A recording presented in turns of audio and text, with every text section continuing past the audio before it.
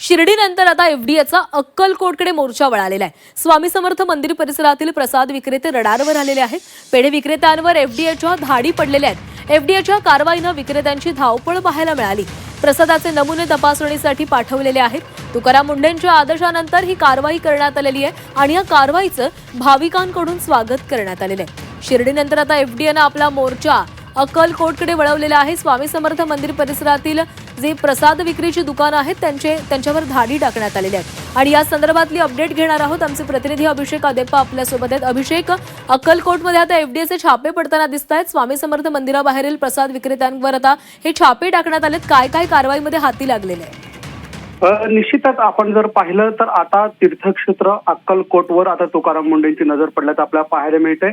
तुकाराम मुंढेंच्या आदेशानंतर आता स्थानिक जे अनौषध प्रशासन अधिकारी कामाला लागलेले आहेत। 30 तारखेला जे आहे ते अक्कलकोट स्वामी समर्थ मंदिर परिसरातील रेस्टॉरंट असतील, पेढे विक्रेते असतील, बर्फी विक्रेते असतील यांच्यावर धाड टाकण्यात आलेली आहे। खाली काही जे नमुने आहेत ते तपासणीसाठी आता ताब्यात घेऊन प्रयोगशाळेत ते तपासणीसाठी पाठवण्यात आल्याचं आपल्याला पाहायला मिळतंय।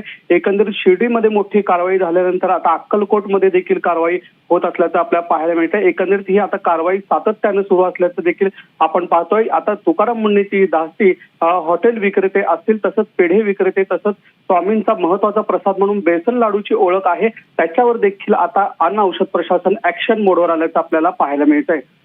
नक्कीच अभिषेक, धन्यवाद दिलेल्या या सविस्तर माहितीसाठी।